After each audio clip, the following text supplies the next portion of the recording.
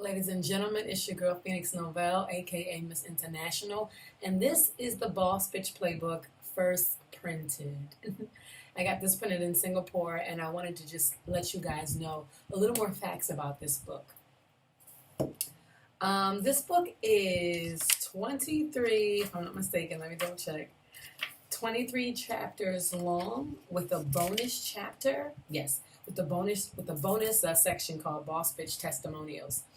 And I want to give a shout out to a few people who were involved in this book. I want to say Bianca Adriel. She's a close friend of mine, somebody who I treasure very much. And she contributed to this book with adding a story that's very near and dear to her heart that you could find if you purchase this book in Bawse Bitch Testimonials. Also, Inga McCaslin. She wrote a section as well in Bawse Bitch Testimonials, one of the most amazing cover band performers that I've ever worked with. She's also a songwriter. And yeah, check out the stories that these artists have. Shout out to Michael Sells. He's a singer. He's a teacher. He's one of my close friends as well. And he was involved in writing a poem about what a boss bitch is to him. And a friend of mine, Christina, she's from Ukraine, if I'm not mistaken. She's also an amazing singer and writer and just a beautiful person altogether. She also contributed. So thank you guys so much for your contribution. I want to give a shout out to my editor and friend, Christina Morrison, for just always being there for me, you know, helping me with deadlines, helping me with being a better writer, and offering your expertise very generously to me and my project. So I love you, girl, and thank you so much. And we're going to continue to make this thing happen, you know, until I ain't got no more books to write. Ladies and gentlemen, just a few things about the Bawse Bitch. I wanted to let you guys know some inspirations behind the book and a couple chapters that really were near and dear to me, how they made me feel, and just to give you a little bit of an idea of what it was like writing it. Again, the inspiration was my fears, you know, my fears of what a bitch means, my fears of how I was holding myself back, how I've held myself back in the past, and how to help people learn how to get over their own self-imposed ideas and ideology. And sometimes you have to go through pain, and sometimes you have to go through just being tired of the pain and tired of the paralysis that you feel when you fear certain things. Sometimes for no logical reason you have these fears. And for me, I wanted to write down some experiences that I had, and I wanted to also make a note of what I had to go through in order to break free of the way I thought about those experiences. Now, the thing about what we go through is that the situations don't change. You know, what happened is what happened. But the way you process that information, the way you process that experience, and what you take from it can really help you in the future for from the choices that you make in terms of relationships, in terms of jobs, in terms of just overall decisions, you know, for yourself. And sometimes we learn from other people's misfortunes, you know, sometimes we learn from other people's experiences. And so that's why I'm a writer, you know, because I've been blessed enough to experience things that, you know, at the moment, you know, you didn't think you would be able to get through, or I didn't think I would be able to get through, that have led me to do what I'm doing now and helping people to see past those experiences and learn from my experiences. And if something resonates, they can take a little chip of that with them throughout their life. One of the hardest, most emotional chapters for me to write in my book, The Bawse Bitch Playbook, is the chapter that I have on abuse. I use my own experiences, you know, and I talk about my father, my biological father, who recently was released from prison after being in prison for almost 2 decades of my life. He wasn't a very good father, you know. It was a very contentious relationship between him and basically all of my siblings. And my mother, my stepmother, other woman that I've seen him with. He is a very controlling person, was, you know, when he was in my life. And I talk about some of those experiences that I've had with him. what I've learned from that. I talk about the relationship that I have with him now as it stands. And it was really emotional because I am not fully healed from those experiences.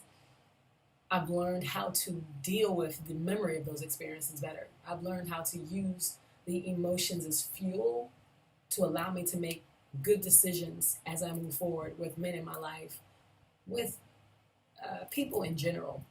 But because he was the first male figure in my life, I looked at him as the example of what men were. So unfortunately, I saw some very negative things first, which caused me to put a guard on my heart when it came to relationships. So these things are important to talk about because a lot of us experience some of the similar things, and we just bury them.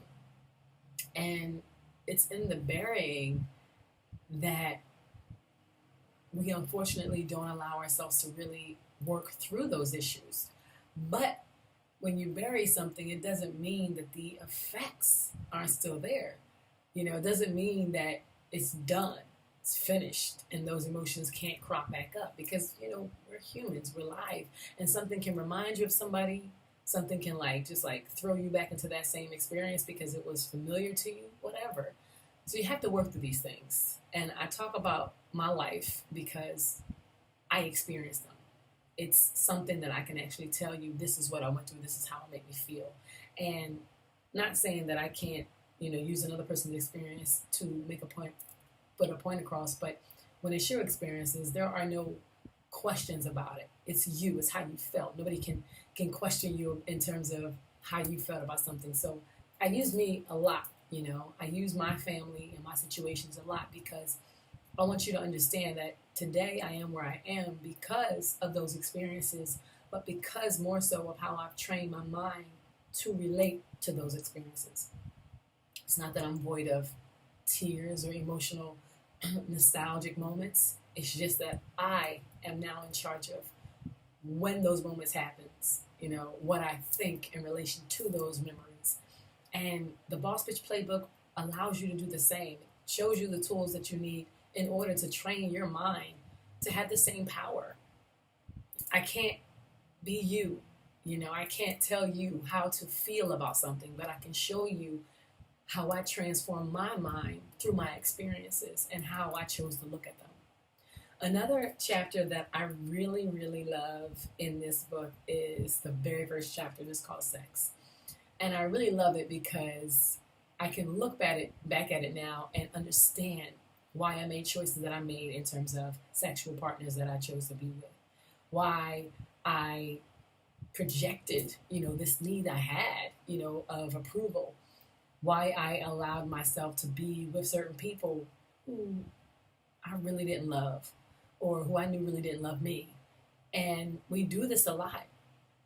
And sometimes when you write out your experience and when you look back and look at it and then compare it to where you are now, you can see if you've really grown. You can see if you're really still fragile. You'll see if you need work. You'll see if you have some bad habits that you probably need to break.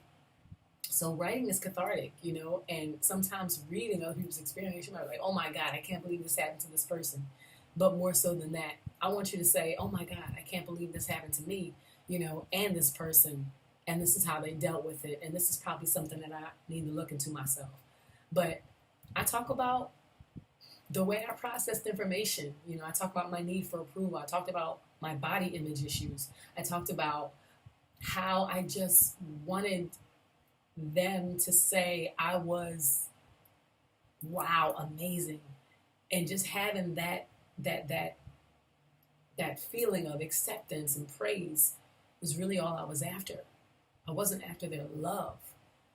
I wasn't after who they really are, or they didn't even care who they really were. A lot of these sexual relationships I had growing up, I just wanted validation.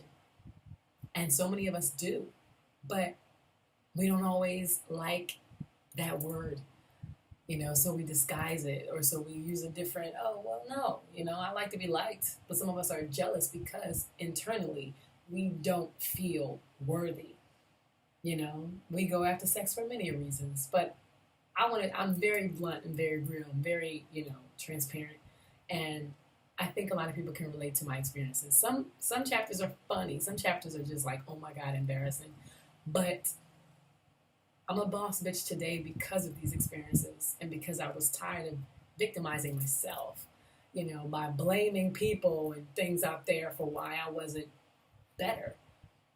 And I want to help others do the same. So go to my website, www.phoenixnobel.com, and check out everything I have for sale. But right now, I'm highlighting the Bawse Bitch Playbook. Book number 3, ladies and gentlemen. Book number 2. Book number 1. Check me out. Thanks, guys, for everything.